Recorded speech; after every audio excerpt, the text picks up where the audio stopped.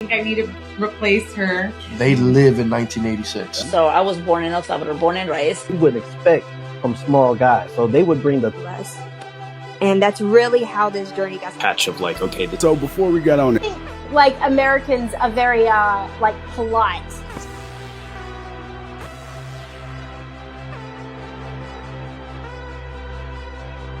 I'm as crazy as these boys. I'm as tough. He was like, wait, hold on. I do actually have a for wrestling. I just kind of focus on what I'm doing and be present. Wrestle, on the lowest of the low. I just win the intense belt for the. I fell obsessively in love with women. Generation of Wrestling Podcast. You are now rocking with the God. What's really good? So let's get it, GOW! And ladies and gentlemen, this is your forever Knockouts World Champion and Hardcore Country. And you are listening to the GOW Podcast because, we always like to do it with a little hardcore country. The wanted man, Nick Nemeth. Yes, you watch the GOW Podcast.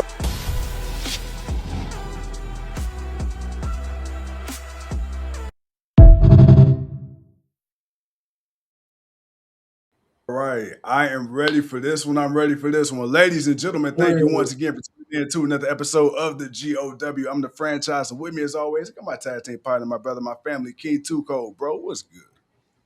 Man, you know what it is, man. But go ahead and hit that introduction, man, because we got one hell of a guest in for today, man. Oh, yeah. We got the singing siren herself. She is a two-time OVW women's champion. I can't sing like she can. We got Shaloncé Royal in the building. What's going on? How you doing?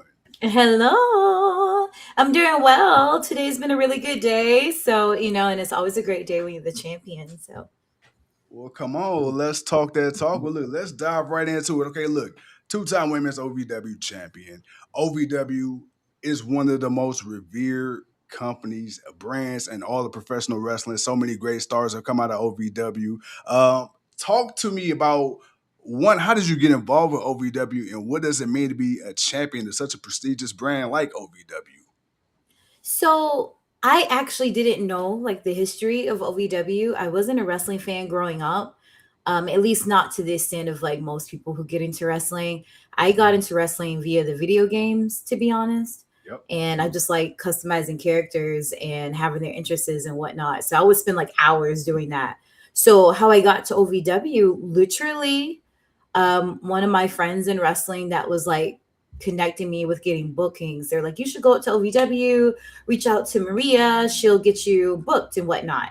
And I knew that my friend, I think her name was Casey, or is Casey, I knew that she would only recommend me if she knew and trusted my training and knew that I was ready.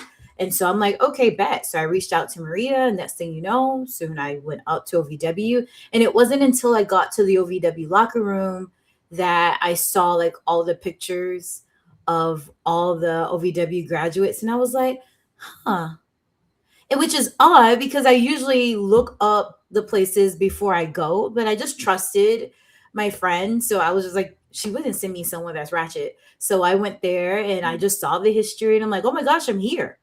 And that's when I did the research and I looked on Wikipedia and saw all the people that held the title and everything. And I'm just like, oh, wow, this is historic. I really didn't even know who Al Snow was. That's to go to show you how much wrestling I didn't know. But I looked up Al and I'm like, oh my gosh, and Doug Basham, and of course you can see Doug's picture on the thing too. But I didn't understand the significance of where I was until I got there, and that motivated me to do my research. And then I'm like, oh, bet. Yeah, God. But can you dive in a little bit of your character? I mean, one, to be able to have such a songstress at the same time, what was just kind of that creative genius behind your character? So it's a twofold type creative genius, I guess, because when I first started, I knew that I wanted to have a singing gimmick. Right. But I also wanted to have a royal gimmick because my last name is really royal.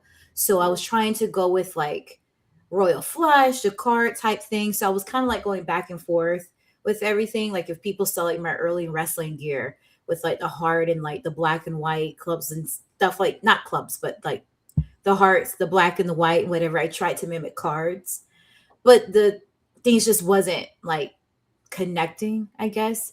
And so they'll hear me like do a note and then that's it. And so I discovered that it was difficult to try to have like a regular singing gimmick, maybe like a pop star or a regular R&B singer. It's because you need a microphone. Right. And other than that, only your opponent is really going to hear you sing. But so I started getting really discouraged because I'm like, how do I differentiate like myself? So I was actually about to give up wrestling. And I think it was like 2020. Yeah, because I had gotten on AEW Dark early. I was in the Battle Royale, the first women's Battle Royale with AEW. I sang the national anthem at All In, so I'm thinking I have this incredible momentum. And so I feel that obviously like a big opportunity is right around the corner for me. And it wasn't, they were filming AEW in like my backyard, like at my training facility, and I wasn't invited to be an extra. And I talked to my trainer, and he was like, they're not saying anything bad about you, and they didn't say anything good. Like, I just wasn't mentioned at all. And I took that super personally. I took that super hard because at the time, my skin was super thin. Yeah. I didn't really understand the wrestling business. Right. Of course, I only could focus on me. And I didn't realize the business side of it. Like, it wasn't all about me. Like, I know that, but I'm thinking, how could they not? Because I've done all these things for them. But the truth of the matter is, I was just green. I was new. There were people that had a lot more reps, and they, it was their time, and they, there are many different factors that could have went into it. Yeah. For me, I started later in my life. And so for me, it felt dire and I was desperate. And so I got pissed and I said, well, I'm going to quit.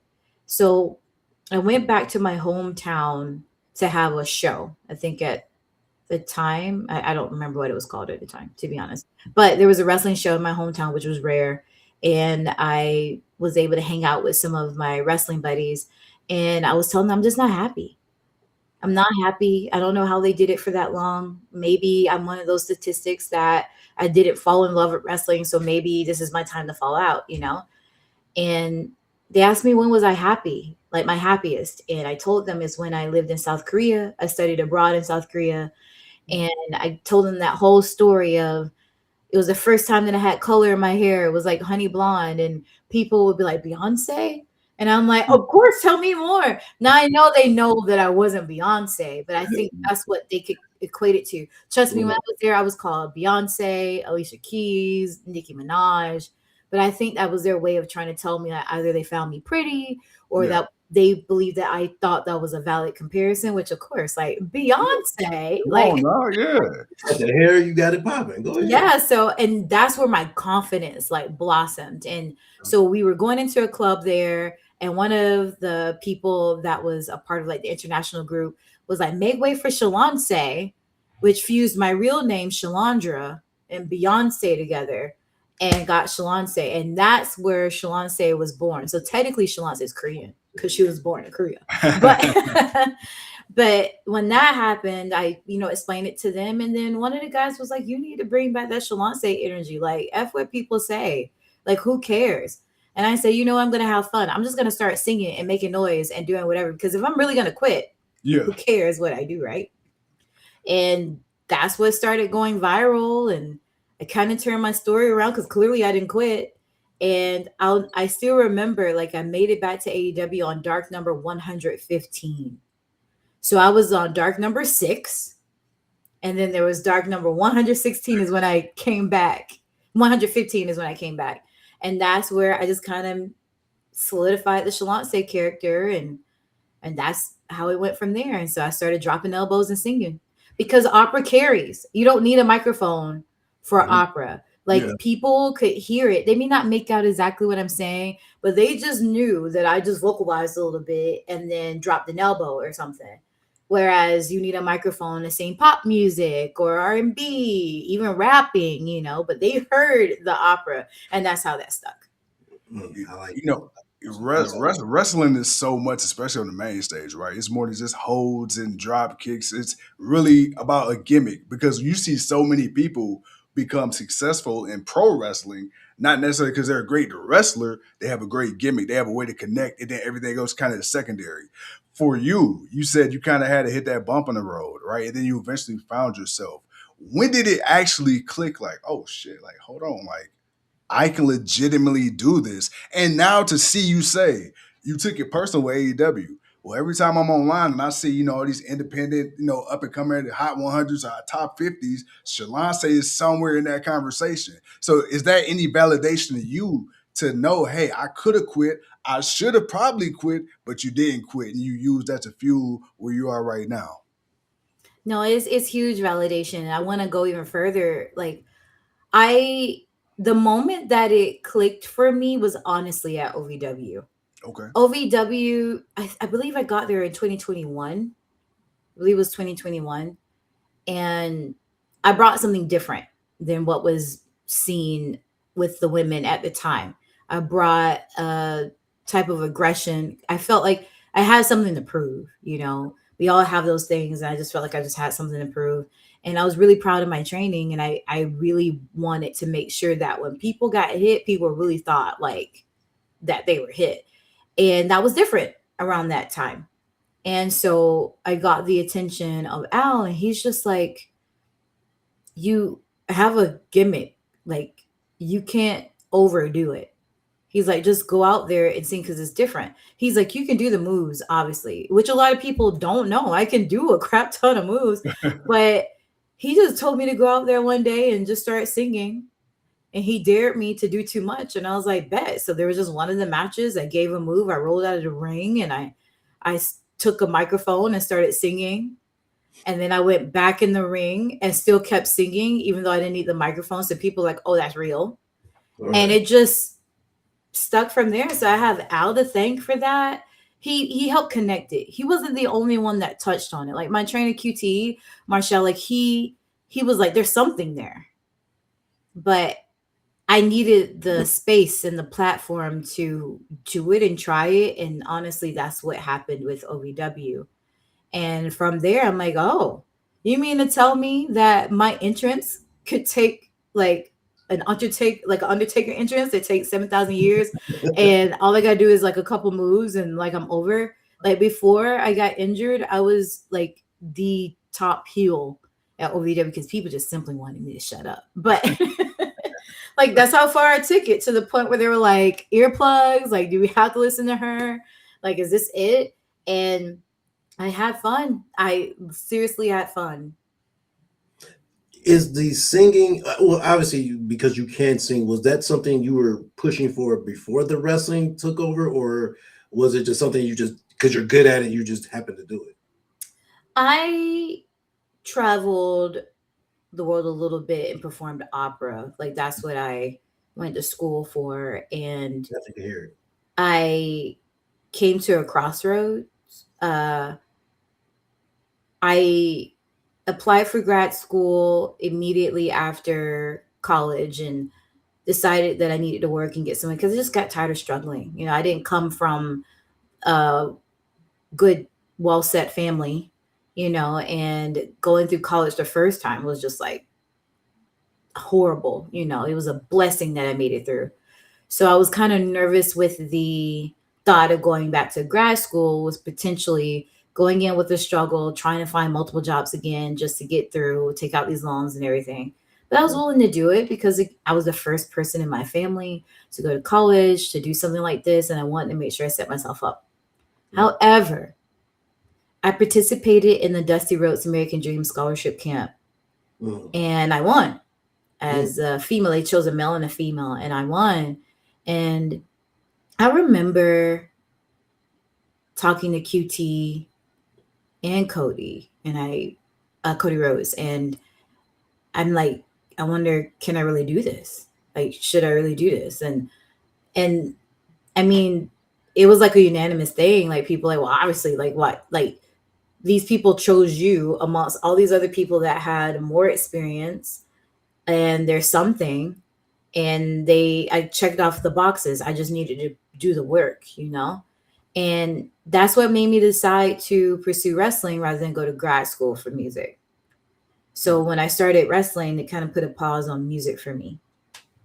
I'm looking at you and I'm listening to you very intently, and I see the passion that you speak with when you talk about professional wrestling. You're not somebody that try to pretend like, oh, you grew up doing this, you grew up loving it, but you clearly have a respect for it. Many other people like Bianca Belair, same thing. One of the greatest women in the business right now, and probably will go down as the first ballot Hall of Famer. She's made no mistake about it. She didn't grow up loving the business either, but she's in love with it now. So my question would be, for somebody that's traveled the world like you have, you clearly had other paths you could have taken it. What is your why? Like, why are you doing this now? Like, what is your motivation behind being a wrestler now and continue to be you and hopefully make it to that next top tier there? Simply because I love to entertain, and I'm just figuring out where I am in that. Like with growing up, I always enjoyed sports. I was a soccer and track and field girl. Yeah. And eventually, which a lot of people don't know this, there was a small period in my life that I did judo and jujitsu training. And that's what technically sparked going into like doing anything physical. Because again, I was a sports girly, but soccer at my heart, track and field is what I grew up with. So I got into judo when I was engaged, and that relationship was kind of fizzling out. And I think he was looking for a reason to break up with me. But I didn't do anything wrong. It was just like, oh, he's done, but I wasn't. And so I was just like, oh, I love he. And he was like, well, if you want to spend time with me, why don't you come to judo? It's on these set days. You should just come. And I think he thought I was going to say no. And of course I was like, oh my gosh, I love you. So yeah, sure, I'll go. Right. Didn't know anything about it. Just wanted to spend time with him. And that was a contact sport. So I was excited. I was like, oh yeah, sure. Throw me around. I'll throw you around and bet. Right. And I went and I fell in love with it. And that's when I learned about Ronda Rousey. That's before she went into WWE. She was known for her jiu-jitsu, her judo training while she was doing well in MMA. And so I was like, oh, I want to be like Ronda. Like, I'm going to do this. I want to train. I want to do that. And so I continued. He stopped, by the way, but I continued. And I commented on something on Facebook or whatever, and a friend of a friend saw, and they were like, you should do backyard wrestling, and your gimmick should be with judo and jiu-jitsu. And so I'm like, bet, I'll do it after I graduate, because I wanted to have a reason to lose the weight, and their YouTube channel was actually popping. So, and I kept my promise, as I do, and I went, and that's how I started in wrestling. But in order to do backyard wrestling, you have to like research wrestling. And keep in mind, I didn't know nothing. So I started watching wrestling, and it was night and day from the time that I remember wrestling when I was a kid. I remember those bras a little before my time, but I remember that being a thing because it was still in the video games. And seeing like the divas at the time, I saw the briefly as a kid. Yeah. So my first match coming into backyard wrestling was Asuka versus Ember Moon before Asuka went up to the main roster in NXT. Okay. So that was like two minorities battling it out, beautiful women, powerful women, doing more than just the standard like deep moves, just the whole movement. I missed everything. And that's what really got me to appreciate it. And so I go in all that. Because I did judo and jiu-jitsu, I remembered that I liked being physically active. But with music of opera, like opera is so dramatic. You're singing sometimes one syllable and you have 5,000 emotions with that one syllable. And you're holding it for like 5 minutes. Like, and you will understand what you're saying when you're singing in Italian or you're singing in German. But you have to feel that I'm sad or that I'm jealous. And so with theater and opera and then the physicality, you put that together, you get pro wrestling. So I'm at home So I have no reason to not respect it. I have no reason to not give it my all. On days that I physically hurt or in this time of my life where I'm just like, is this really something that I should be doing? Right. It just reminds me of like how great I get to marry my passions. What has it been for you to, like you say, you saw the women's evolution when you say Asuka and Ramon, and you weren't too late. You actually kind of arrived just about, maybe just a little tad bit. You was a little tad bit tardy, but you definitely wasn't late. All right, you was definitely on time. But to see that evolution of women's wrestling, like you say, from when you saw it as a kid to catching back up to it, what has it meant to you as being one of those new founding ladies in the business today, and just to see the evolution of it?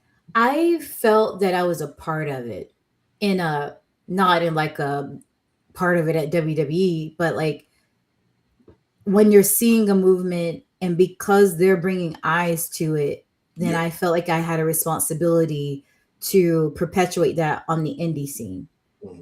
And I had a moment where I wanted to kind of go like old school ish in a way, but until I saw like they didn't care about standards. Like they were fighting against like the typical beauty standards and things like that. And so I'm like, you know what, I'm going to fight too. Because I could easily try to be what I think Vince McMahon would want and all that stuff. Save up your coin, get the surgery, do whatever it takes to lose whatever weight in what places and switch gimmicks. But because of I saw how hard they were fighting just to get the additional TV time, be able to do certain moves, to get longer time slots, to get a pay-per-view for just women, you know, I felt like I needed to do my part. And I don't know if they ever noticed or did it even matter, but to somebody out there, my contribution mattered. So, and the reason why I hold on to like character and gimmick so much is I think of people like Dusty Rhodes, like quite fitting. Like he was a whole gimmick, a great personality, a great talker. And contrary to what people might think out there, I still take pride in that award, being awarded that, because it could have been anybody. And that's why I fight hard for gimmicks out there. Even though, unfortunately, I don't think wrestling like personas and gimmicks like mine are really appreciated anymore. You know, I've seen plenty of people say like, oh, my wrestling is lackluster or is not really that impressive. But I'm like, but how many people do you see literally have a singing neck breaker? Has like a singing, like I could, and it doesn't matter if it's in the beginning of the match or the ending of the match where I should be gassed. My cardio is on point if I can still freaking sing and be on pitch, might I add. And be on pitch and still sing and wrestle. Like that's impressive, but sometimes I don't feel like that's appreciated. It's not appreciated because you have people who have a short attention span. There's not an appreciation for the art anymore as far as that storytelling. Like that is a hell of a character. And for you to be able to, again, to be able to sing and take a body slam or a suplex or the suicide dive out the ring, and then to get up and then la la la la la, and then it's like you just can't be able to do that. So there is an art to it, and please don't stop. Continue to doing what you're doing because that type of character we definitely need in this business today. I think we just unfortunately the attention span of people are they're just too short. No one appreciates it. They just want the pop. Yeah, it's really unfortunate. I mean, I even have fellow wrestlers that are very similar. When you're trying to put matches together and whatnot, and they're just like, "You're gonna do what?" And I'm like, "I'm going to sing, and you're gonna hit me in the uterus." I think people are going to remember that spot at the end of the night, opposed to the suicide dive into a Canadian destroyer, and he went up and did a 450 and kicked out at 1. Like, where's the story? But like, I've literally had fans tell me on the car ride home that their parents couldn't stop talking about the girl that was singing. They don't remember a single move I did, but they remembered that I did it while singing. And they're talking again. That's how my clips like started going viral on formerly known as Twitter back then. When if someone clipped that, and that's people they either love it or hate it, but either way they're talking about it. And I'm living to wrestle another day with my body not as broken, and I can and save it for those matches where I have to, add a little bit more. Like I recently had a title defense against Leela Feist. And that's where I was able to do a little bit more and take a little bit more. The storytelling, like obviously I wanted to retain, and eventually I couldn't sing as much in the ring because I didn't want to freaking lose. Like it gives you something. It gives you more things. It gives more matches out of me. There's still a plethora of moves that people have never seen me do. But people can't wait till there's an opponent that puts me in a situation to be able to bust those moves out, or I lose, or both, Well, I'm glad you said that because I think of guys like right now, MJF. He's somebody who can talk you in or out of the building. He's not a guy who's you're going to see every single week on Dynamite, like you're saying, doing Hurricanranas and 450s and shit. No. But when the storyline calls for it, when the match calls for it, you see him. I'm like, damn, bro, you can do it. You can do a head scissors. Like, wait a minute, Roman Reigns. Gets it. He gets it. MJF gets it. He's also an opera singer, by the way, but he gets it, and he's just great at. He gives me hope. Yes. I doubt he remembers me, but if you ever see this MJF, you give me hope, but because he is character. He's totally capable of doing more. He looks like $1 million. He puts the work in. And even when he doesn't feel like he is his best or look his best or whatever, he will deliver whatever is needed. And he does like he rises to the occasion on whatever he needs to do. And his opinions are respected. So I want to dive a little deeper into this conversation, especially with you being a woman, make your way through the business and just, a Black woman at that. But also just being an independent wrestler itself has its own set of, trials and tribulations. Recently you had your car broken into, right? Can you explain what went through your mind in that moment and maybe just some of the things that people don't understand? You guys are really paying your own way. This ain't, like you getting flown from here, there, everywhere. A lot of you guys are really paying for your car, hotel and things like that. And when you suffer a setback like that, thank you to the fans, like you said, that helped you out. But, what went through your head in that moment? And have you taken any extra precautions since then? The latter part of that question, no. I should, but because it's travel is travel, but again, I do want to go and say thank you everyone that helped me. Like it is tough. That comes out of my pocket. Yeah. What people don't know is that I drive from Georgia to Kentucky. That's where OVW is in Louisville, Kentucky. I drive there every Thursday. Oof. This time it was on a Tuesday because we did a special taping because it was on WrestleMania week. I had the intention of returning home on Wednesday. So the meal preps that I spent my money on, still in the fridge.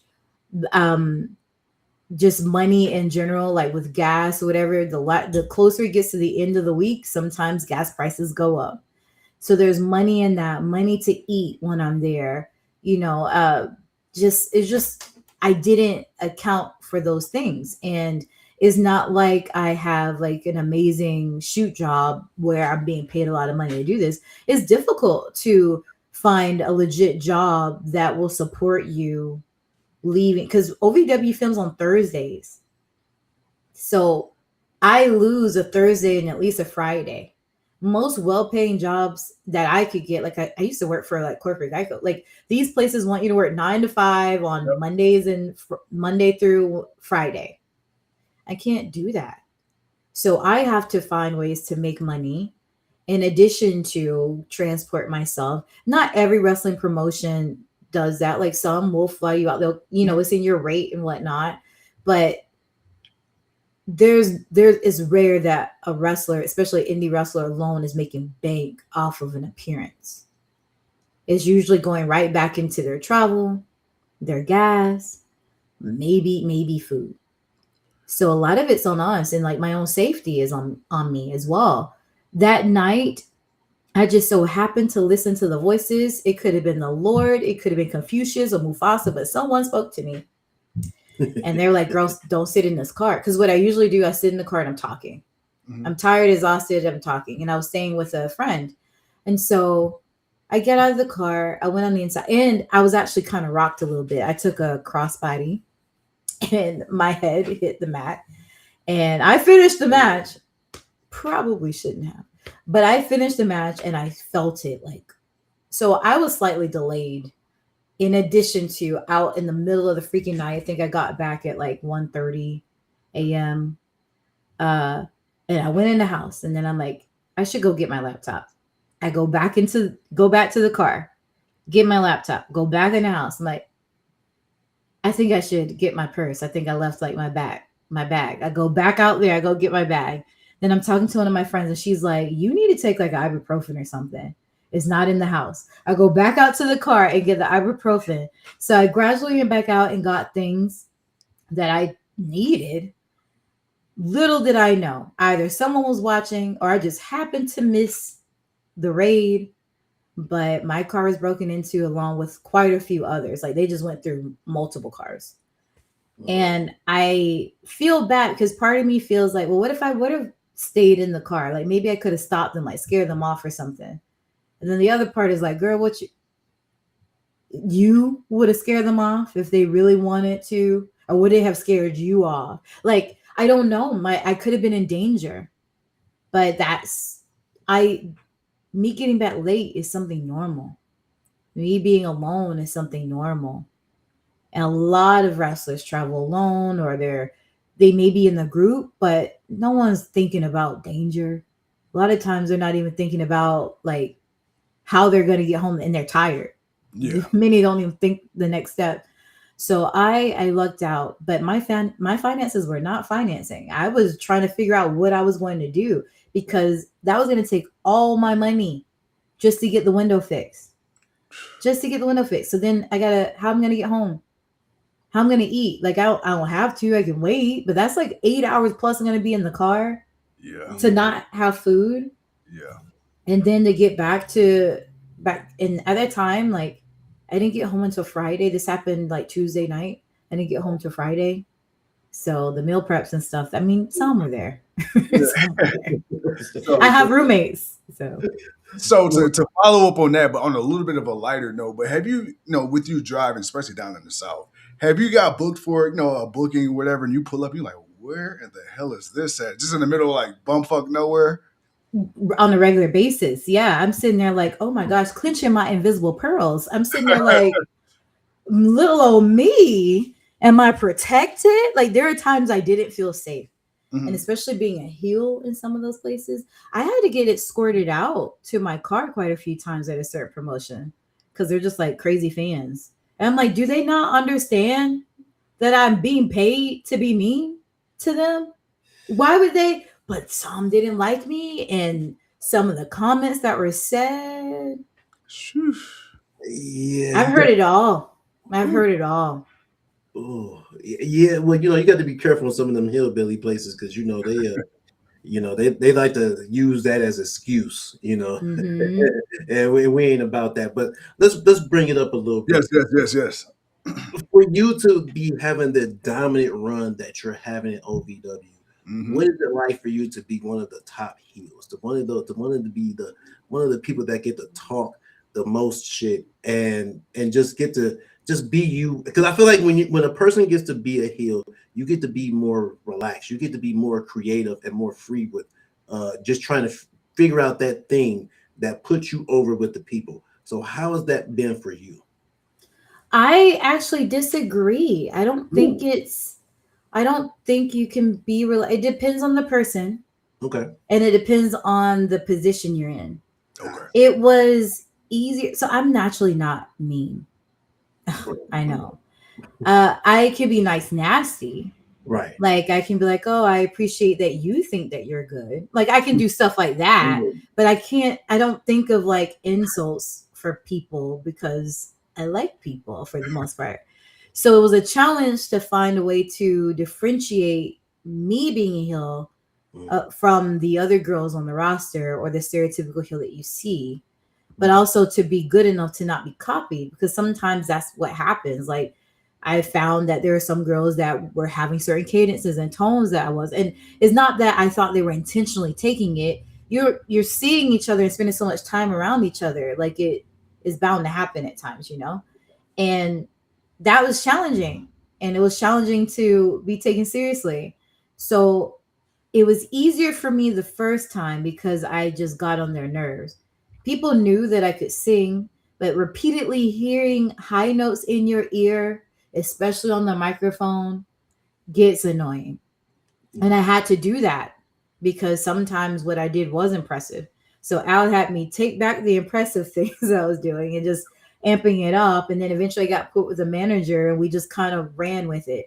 This second time is more challenging because people like me. They missed me. And I'm once again something different because the locker room is a lot different than it was before. Like the girls were, not to say that these girls aren't good, but the other everyone was like really good. We were fighting for TV time. Eventually there were more heels that were like very dominant, especially when I like fell further down on the card. We had like Tiffany Nieves and Layla turned heel, and the Bad Girls Club wrecked OVW for a hot minute. So then they became, am I back? Yep, I hear you. Yep, okay. But they became the top heels and whatnot. So things changed. And so then I come back after being gone for a while from injury. And the pop I got, because it's a familiar face, because the locker room is like completely different. Freya is the only consistent familiar face that they have. And Haley comes back occasionally. And so now they're just like as me. And there's new people in the audience, but they're just like, who is this girl? So I've been mean. I've been cheating. I've cheated every time I retain the freaking title, but they like it. It's more liking than disliking. So it is a challenge now because I have to find a way. I have to work twice as hard to get the person I'm working with over.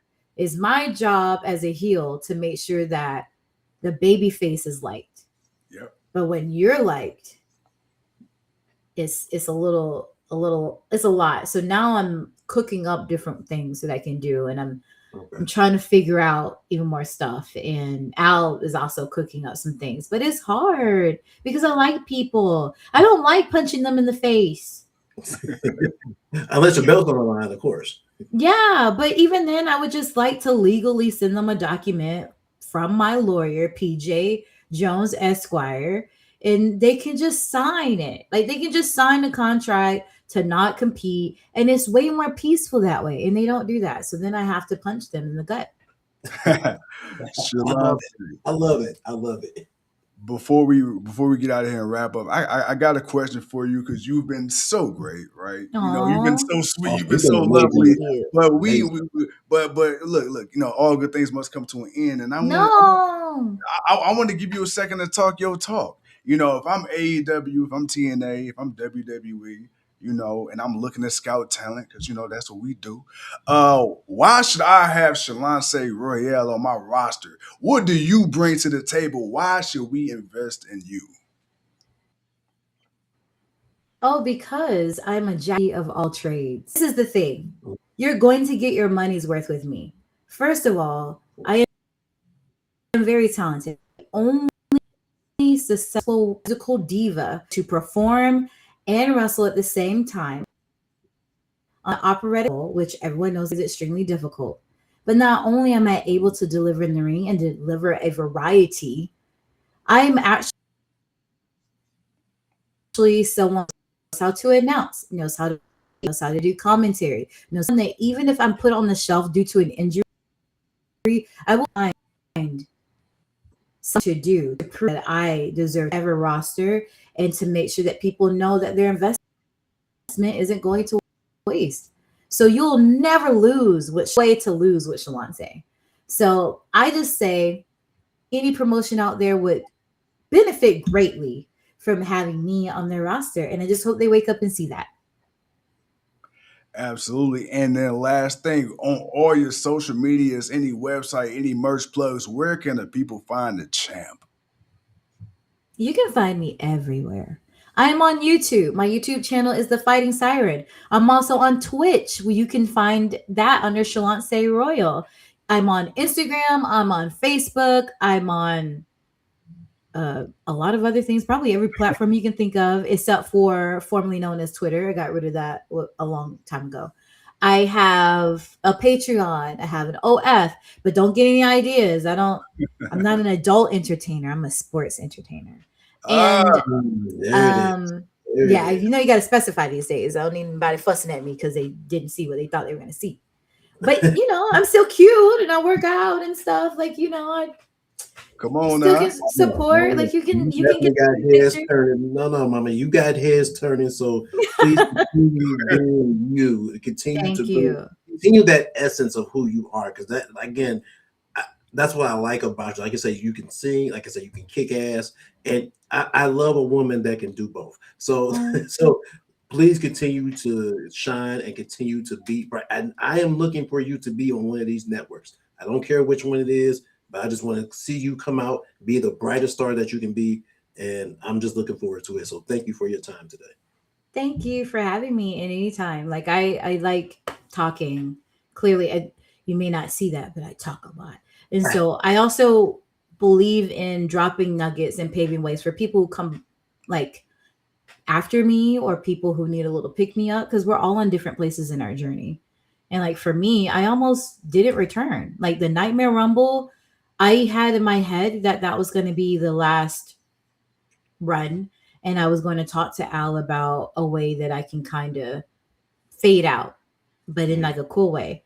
But when I stepped out through that curtain and I got that response, I'm just like, well, maybe I can stick around a little bit.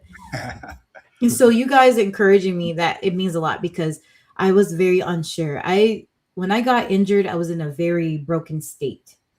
I wasn't confident in my wrestling. I wasn't confident in me. I wasn't confident in my appearance. I was just a broken individual that was just trying to push through in hopes that something will work out. And my body told me to chill, and I had no choice but to sit and look in the mirror and work on some things that I have been running from. And so I said, I'm coming back. I'm having fun. I love me, and I want everyone else to love me. So you guys, you just made my night. We're glad. We'll continue. Please continue. Do not stop.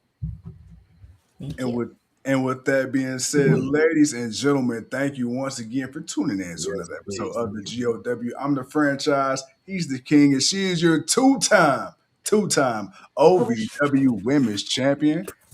Oh, there we. I didn't want to ask. There we go. There it is. Talk your talk, mama. Talk it. Yes. She is wrestling's best musical diva, the singing siren, Shaloncé Royal. Shaloncé, thank you so much. Thank you. See you soon. See ya.